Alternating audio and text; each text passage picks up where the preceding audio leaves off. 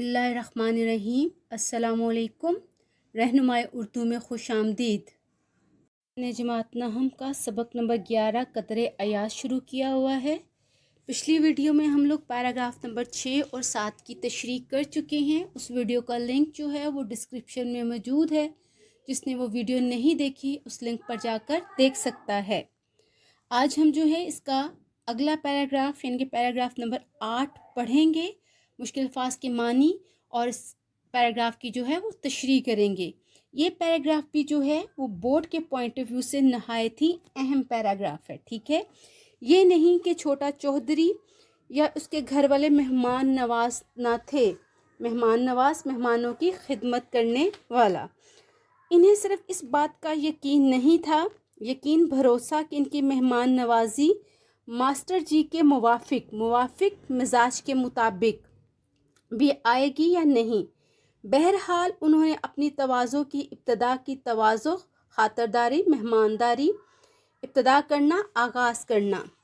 چھوٹا چودھری اس کا بڑا بھائی ماسٹر جی کو باسد تعظیم بہت عزت و احترام کے ساتھ اپنی چوپال میں لے گئے۔ چوپال گاؤں کی بیٹھک۔ چوپال کے 2 حصے تھے، ایک میں گھوڑی بندی تھی اور دوسرے کے عین مرکز بالکل درمیان میں آتش دان تھا، جس کے آگ کے شعلے اور دھواں بیک وقت ایک ہی وقت میں بلند ہو کر چوپال میں روشنی اور تاریکی اندھیرا پھیلا رہے تھے۔ ٹھیک ہو گیا، یہ ہو گیا پیراگراف، جس کی آتش دان کے ارد گرد خشک گھاس کا نرم اور گرم فرش تھا، جسے مقامی بولی میں ستھر کہتے ہیں۔ ستھر جو ہو جائے گا خشک گھاس کا فرش۔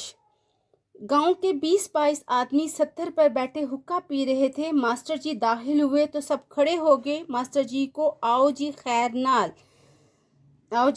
خوش آمدید کہا۔ ہر ایک نے ان سے مصافحہ کیا۔ مصافحہ کرنا، ہاتھ ملانا۔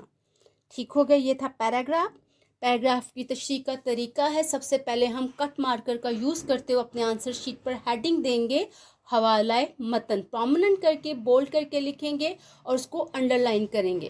پھر حوالہ متن میں کیا ہیڈنگ دی جاتی ہے؟ سبق کا عنوان، قدر ایاز، مصنف کا نام کرنل محمد خان۔ اس کے بعد نیکسٹ پھر ہم کٹ مارکر کا یوز کرتے ہوئے جو ہے پرومیننٹ کر کے بولڈ ہیڈنگ دیں گے، خط کشیدہ الفاظ کے معنی یا حل لغت، ان دونوں میں سے کوئی ایک ہیڈنگ دے کر کالم بنائیں گے، الفاظ معنی اور مشکل الفاظ کے معنی تحریر کریں گے۔ اس کے بعد آ جائے گا نیکسٹ ہیڈنگ، کٹ مارکر کا یوز کرتے ہوئے پھر ہم ہیڈنگ دیں گے سیاق و سباق، اور اس کا سیاق و سباق جو ہے مثالی قرار دیا گیا ہوا ہے۔ جب پہلی ویڈیو تھی اس سبق کی تو اس میں وہ آپ نے اگر تیار کر لیا ہے تو اس سبق کا کوئی بھی پیراگراف آئے گا تو آپ وہ سیاق و سباق تحریر کر دیں گے۔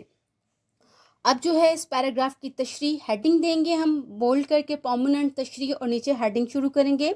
تشریح طلب اقتباس میں مصنف جو ہیں چھوٹے چودھری کی مہمان نوازی کو بیان کر رہے ہیں، اور گاؤں کی جو ہے بیٹھک یا چوپال، اس کے منظر اور دیہاتیوں کے خلوص سے وہ ہمیں متعارف کروا رہے ہیں۔ پیراگراف کے آغاز میں مصنف بتاتے ہیں کہ جب ماسٹر جی چھوٹے چودھری کے گھر جو ہے وہ پہنچے اور رات ان کے گھر گزارنے کا فیصلہ کیا، تو چھوٹا چودھری ماسٹر جی کو دیکھ کر جو ہے وہ گھبرا گیا، پریشان ہو گیا۔ ایسی بات نہیں تھی کہ چھوٹے چودھری یا چھوٹے چودھری کے گھر والے جو وہ تھے مہمان نواز نہ تھے، مہمانوں کو پسند نہیں کرتے تھے، کنجوس یا بخیل تھے۔ بات دراصل یہ تھی کہ وہ دیہات میں رہتے تھے، دیہاتی تھے، اس لیے انہیں یہ پریشانی لاحق تھی کہ پتہ نہیں جو ہے وہ ماسٹر جی کی شان شایان ان کی خدمت کر بھی سکیں گے یا کہ نہیں، کیونکہ ماسٹر صاحب شہری ہیں اور وہ دیہاتی۔ انہیں صرف اور صرف جو تھا اس بات کا خوف تھا، ڈر تھا، کہیں ماسٹر جی کی شان میں کوئی ان کے ادب میں گستاخی نہ ہو جائے اور ان کی مہمانداری جو ہے وہ اس قابل نہ ہو کہ وہ ماسٹر جی کے مزاج کے مطابق ہو۔ بہرحال انہوں نے اپنی خدمت کا آغاز اس طرح کیا کہ چھوٹا چودھری اس کے بڑا بھائی جو تھا بہت ہی عزت و احترام کے ساتھ ماسٹر جی کو اپنی چوپال میں لے گئے۔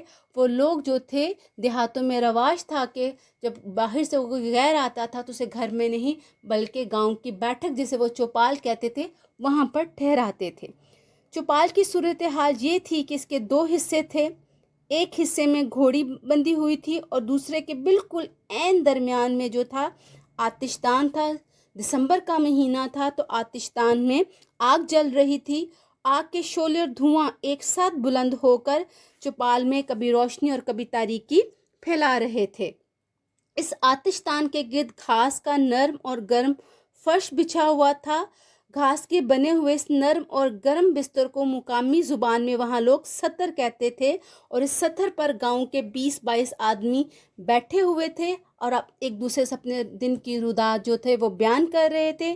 ان میں سے کچھ حقے کے کش لگا کر اپنی تھکان اتارنے کی کوشش کر رہے تھے۔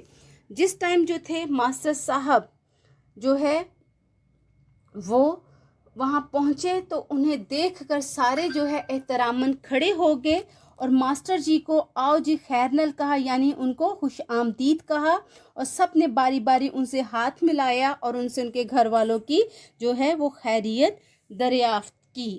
یہ تھا پیراگراف اور اس کی تشریح۔ اب آ جاتے ہیں اگلے پیراگراف کی طرف۔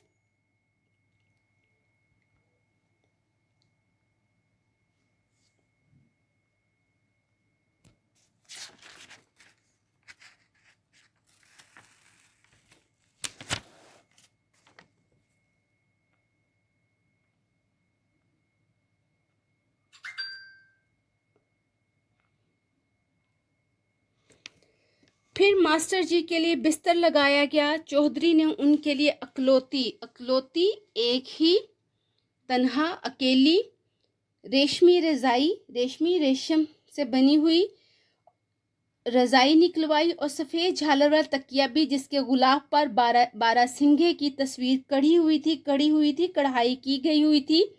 بے شک تکیے میں لچ کی نسبت اکڑ زیادہ تھی، اکڑ سختی، اور ماسٹر جی کو اسے سر کے نیچے فٹ کرنے میں کچھ دقت بھی پیش آئی، مشکل،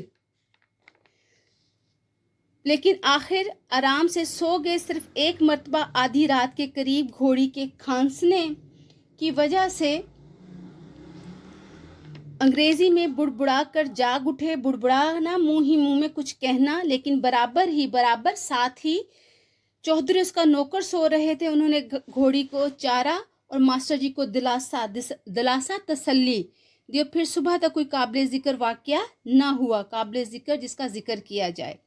وہی سب سے پہلے حوالہ متن، سبق کا عنوان قدر ایاز، مصنف کا نام colonel Muhammad Khan. Next heading ہو جائے گی مشکل الفاظ کے معنی یا خط کشیدہ الفاظ کے معنی۔ الفاظ معنی کا کالم بنا کے ہم لوگ مشکل الفاظ کے معنی تحریر کریں گے۔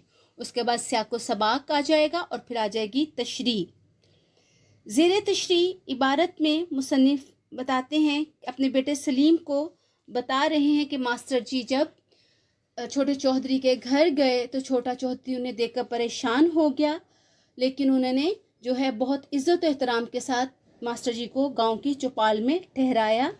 جب ماسٹر جی نے جو ہے وہ چائے مانگی تو بڑی مشکل کے ساتھ جو ہے وہ چائے کا بندوبست کیا، مگر چائے بنانے کا طریقہ انہیں نہیں آتا تھا تو ماسٹر جی کے لیے ڈھنگ سے چائے تیار نہ کی جا سکی۔ اس چیز کا انہیں بہت دکھ ہوا۔ بہرحال اس کا ازالہ انہوں نے رات کے کھانے پر کر دیا کہ انہیں جو ہے دیسی مرغ کا سالن بنا کر پیش کیا۔ پھر ماسٹر جی کے سونے کا مرحلہ آیا تو ان کے لیے چوپال ہی میں ہی رنگین چارپائی لائی گئی، تاکہ یہ ان کا طریقہ تھا عزت و احترام دینے کا۔ پھر چودھری صاحب کے لیے ان کے گھر میں ایک نہایت خوبصورت اور ریشمی رضائی تھی، جو صرف ایک ہی رضائی تھی وہ نکلوا کر ان کے لیے لائی گئی اور بچھائی گئی، اور ساتھ ہی سفید جھالر والے تکیہ بھی لیا ہے جس پر کڑھائی سے 12 سنگے کی تصویر بنی ہوئی تھی۔